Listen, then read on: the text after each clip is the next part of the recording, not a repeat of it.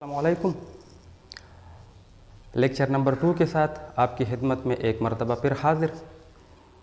पहले लेक्चर में हमने फ़िज़िकल क्वांटिटीज़ का जिक्र किया था, उसके कितने टाइप्स हैं। उसी लेक्चर में मैंने जिक्र किया था कि सप्लीमेंट्री एंगल्स, उस पर एक अलग सी लेक्चर होगी। तो आज lecture number 2 chapter number 1 unit and measurement का क्लास 11 के लिए, तो प्लेन एंगल या सिंपली एंगल ये 2 डायमेंशनल होती है। हमने पिछले लेक्चर में जिक्र किया था कि यूनिट जो है वो हम रेडियन लेते हैं और रेडियन को रिप्रेजेंट करते हैं या उसका सिंबल जो है वो RAD हम लिखते हैं। लेकिन अगर हम पिछली क्लासेस में जाएं, पिछली क्लासेस में अक्सर हम थीटा को मेजर करते थे डिग्रीज में, लेकिन जब हम क्लास 11 में आ जाते हैं तो यहाँ पर थीटा को हम लेते हैं रेडियन में। ठीक है ना।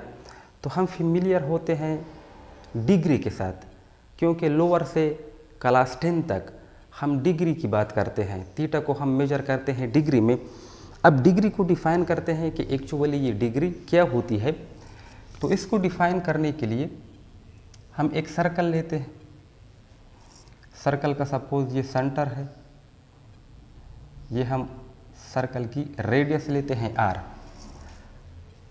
तो थीटा जो कि एंगल है जिसको हम डिग्री में भी मेजर करते हैं, तो इस डिग्री को हम डिफाइन करते हैं कि degree is the angle which is subtended at the centre of the circle by an arc. कौन सबटेंड करता है? आर्क सबटेंड करता है। ठीक है ना। आर्क, फॉर एग्जांपल EB से मैंने इस आर्क को रिप्रेजेंट किया। डिग्री वो एंगल होती है जो कि किसी सर्कल के सेंटर के साथ सबटेंड करता है कौन arc of the circle of length, कितनी लेंथ का? 1/360 of the circumference of the circle.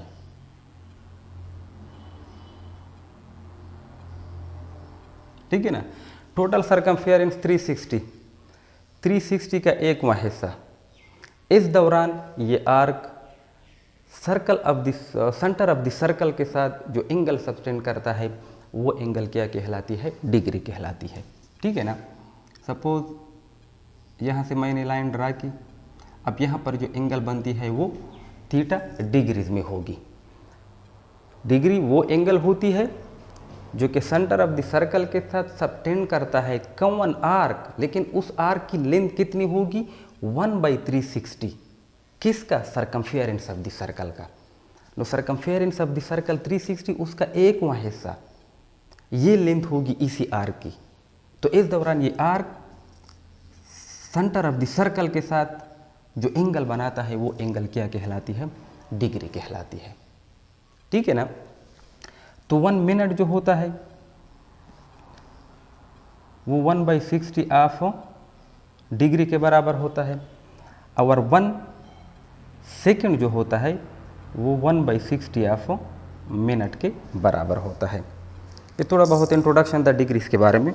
लेकिन अब हम बात करते हैं रेडियन की, कि रेडियन क्या है।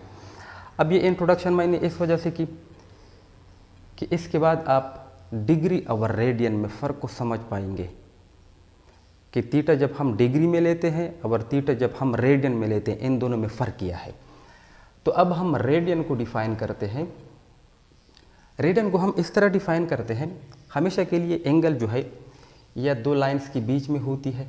ठीक है ना, यहाँ पर बनती है, या 2 प्लेन्स के बीच में बनती है। 2 डायमेंशनल है ये, या 2 प्लेन्स के बीच में या 2 लाइंस के बीच में। सपोज़ ये हमने एक पोर्शन लिया, एक आर्क लिया, ये A एंड B, ये एक आर्क है। सपोज पार्टिकल है, कोई सर्कुलर मोशन कर रहा है, पॉइंट A से चला गया यहाँ पर पॉइंट B तक। ठीक है ना। अब ये भी रेडियस, ये भी रेडियस, इस पोर्शन को हमने यहाँ पर उठा दिया। 2 लाइन्स हैं, 2 लाइन्स के बीच में एंगल बन रही है। अब रेडियन को हम डिफ़ाइन करते हैं इससे। तो रेडियन को हम इस तरह डिफ़ाइन करते हैं कि रेडियन वो एंगल है जो कि किसी सर्कल के सेंटर के साथ सबटेंड करती है। कौन सबटेंड करता है? ये आर्क सबटेंड करता है ये। लेकिन कैसे? यानी एंगल को हम रेडियन कब कहेंगे? उस वक्त जब ये arc of the circle AB जो है अगर ये बराबर हो जाए रेडियस ऑफ द सर्कल के, इस दौरान सेंटर के साथ जो एंगल बनती है वो 1 रेडियन होती है। डिग्री में तो हमने कहा था कि arc of length 1/360 of the circumference of the circle, एक वहाँ हिस्सा। अगर टोटल सर्कल को हम 1 पार्ट में डिवाइड करें 360 तक 1 पार्ट 1 2 3 अप टू 100 आन 359 360, ये जो 1 पार्ट है, ठीक है ना, ये आर्क की जो लेंथ है 1 पार्ट वाली, इस दौरान ये लेंथ सेंटर के साथ जो एंगल बनाती है वो डिग्री कहलाती है। लेकिन यहाँ पर अगर हम रेडियन की बात करें, रेडियन ये वो एंगल है जो कि सेंटर के साथ आर्क सबटेंड करता है, लेकिन उस वक़्त जब आर्क की जो ये लेंथ है ये बराबर हो जाए रेडियस ऑफ द सर्कल के, इस दौरान ये जो एंगल बनती है फिर उसको हम 1 रेडियन का नाम देते हैं। ठीक है ना। तो हम लिखते हैं कि थीटा इन रेडियन वो एस डिवाइडेड बाई आर के बराबर है। यानी ये आर्क जो है ना, ये हम रिप्रेजेंट करते हैं एस से, डिस्टेंस है ना आर को। अगर हम इस डिफिनीशन को देखें, यानी हम कहते हैं कि थीटा जो है ये रेशो है between circumference of the circle divided by radius of the circle के। अब ये दोनों डिस्टेंस है, जब ये दोनों डिस्टेंस है तो सेम क्वांटिटीज़ के बीच में रेशो है थीटा, तो हमारे पास थीटा की जो वैल्यू आएगी वो क्या होगा, एक नंबर होगा, क्योंकि यूनिट तो कैंसिल करते हैं बिटवीन सेम क्वांटिटीज़, तो उसकी कोई यूनिट नहीं होती, ये तो आप जानते होंगे। अब इस डेफिनेशन से हम इस आर्क की डिस्टेंस को भी मालूम कर सकते हैं, आर थीटा इस तरह लिख के, ठीक है ना। अब यहाँ पर नंबर आता है, अब एक नंबर है, आप जानते होंगे पाई, नाम सुना होगा। पाई को हम डिफाइन करते हैं, पाई को हम कैसे डिफाइन करते हैं कि pi is the ratio between circumference of the circle divided by diameter of the same circle. Pi जो है ये रेशो है सर्कमफेरेंस ऑफ द सर्कल, इसी सर्कल का ये जो डायमीटर है, सेंटर पर से अगर हम लाइन को पास करें, ये डायमीटर, सर्कमफेरेंस को अगर हम diameter of the same circle पर डिवाइड करें तो वो पाई के बराबर होती है। अब हम लिख सकते हैं कि pi is equal to circumference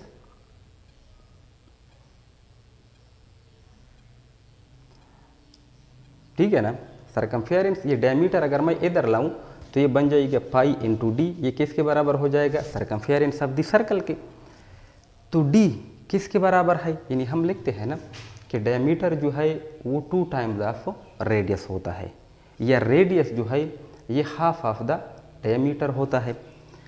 तो पाई डी की जगह हम 2r को यहाँ पर पुट करें तो पाई इंटू 2r, तो इससे क्या आ जाएगा 2 पाई आर के।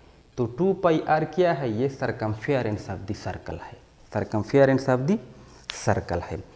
तो इसी डिफिनीशन को अगर हम इस्तेमाल करें सर्कमफेरेंस ऑफ द सर्कल के लिए, तो हम यहाँ पर अगर पुट करें कि theta in radian is equal to इस सर्कमफेरेंस ऑफ द सर्कल, हम टोटल सर्कल में फाइंड करना चाहते हैं कि कितने रेडियंस होते हैं, ठीक है ना।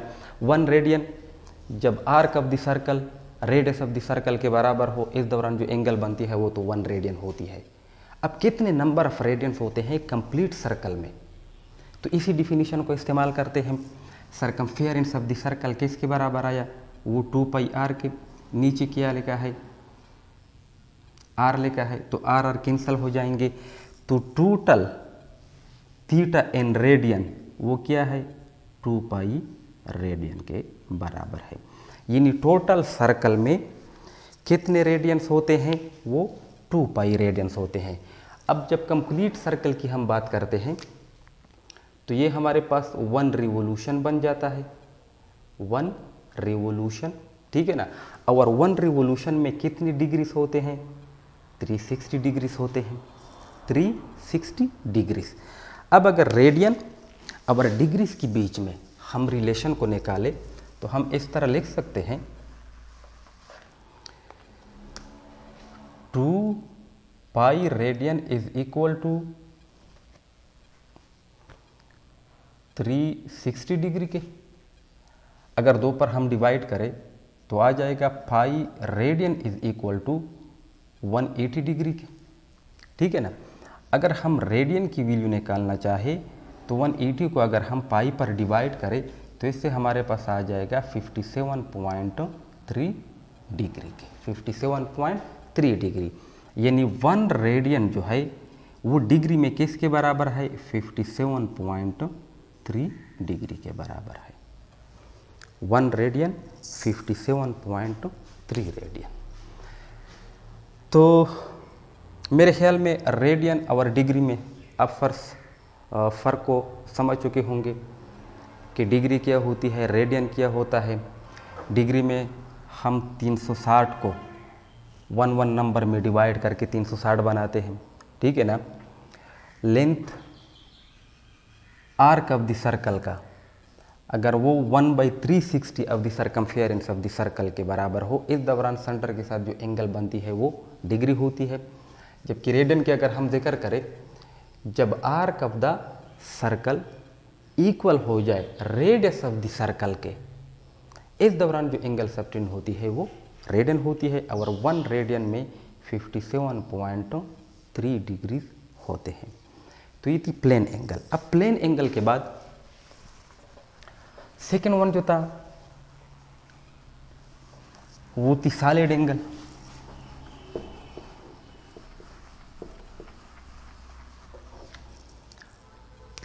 Second one solid angle. Solid angle जो है वो 3 डायमेंशनल होती है, ठीक है ना। उसकी यूनिट को स्टेरेडियन और सिंबल हम इस्तेमाल करते हैं SR। स्टेरेडियन जो है ये यूनिट है सॉलिड एंगल की, 3 डायमेंशनल स्पेस में होती है। अब स्टेरेडियन को हम कैसे डिफाइन करेंगे? स्टेरेडियन को हम इस तरह डिफाइन करते हैं कि हम एक स्फीयर लेंगे, ठीक है ना।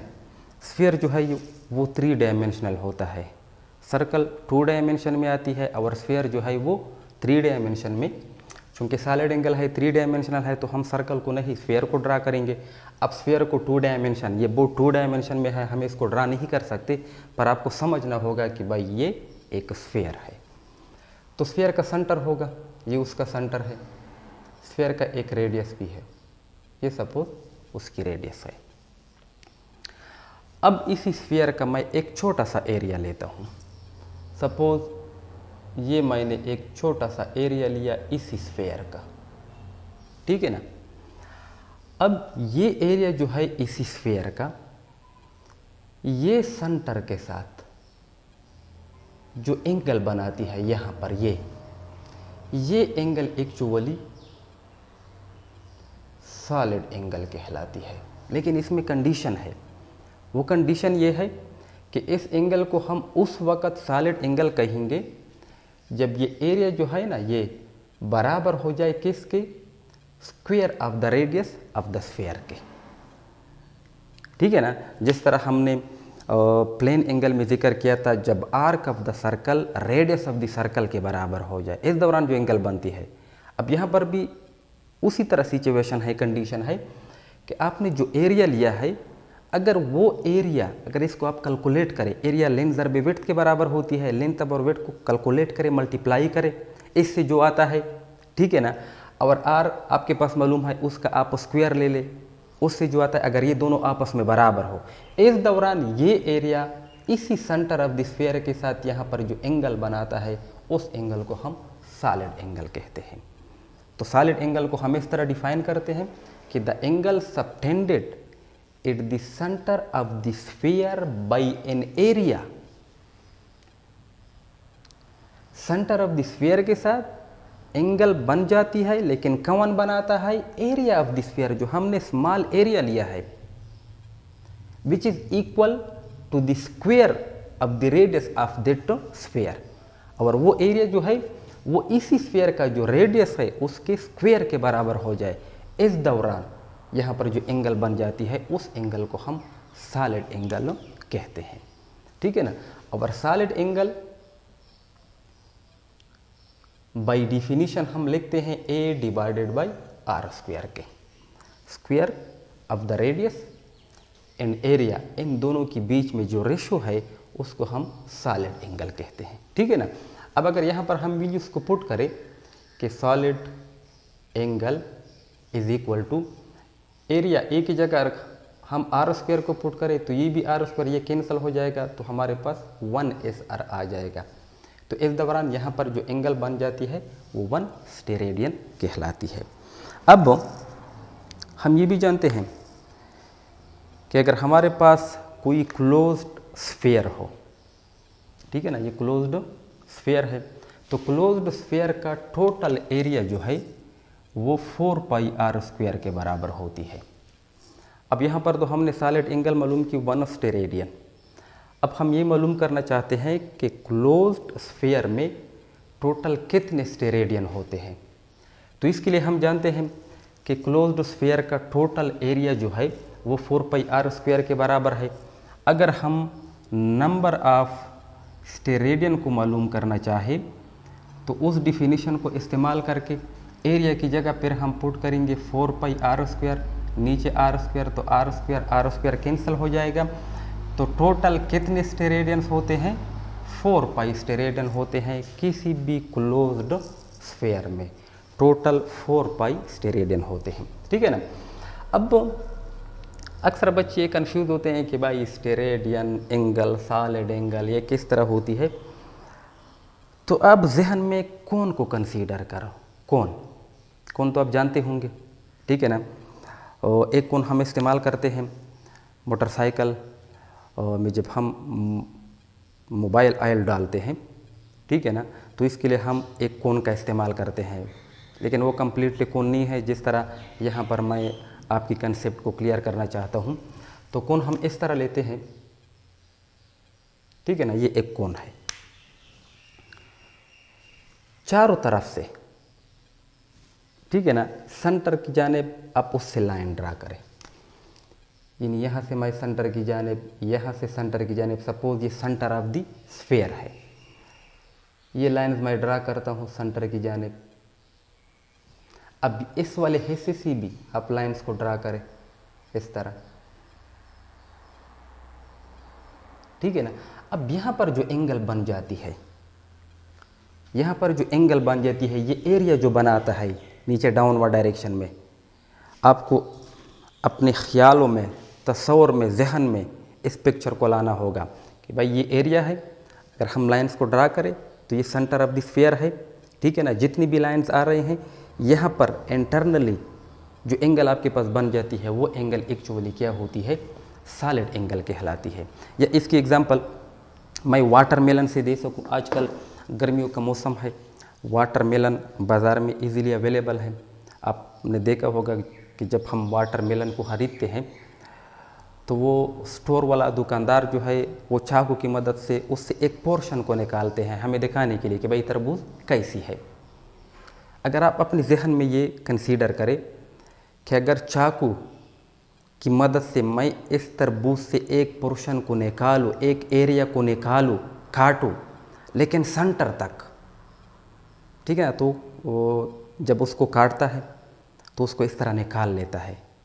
तो जस्ट लाइक कुनिकल शेप जैसी हमें महसूस होती है।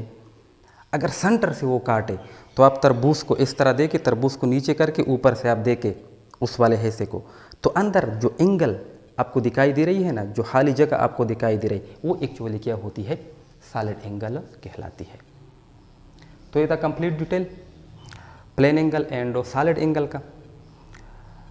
तो नेक्स्ट लेक्चर नंबर 3 में हम scientific notation, prefixes, convention for using SI units उसका जिक्र करेंगे। तो मिलते हैं नेक्स्ट वीडियो के साथ, तब तक के लिए अल्लाह हाफिज़।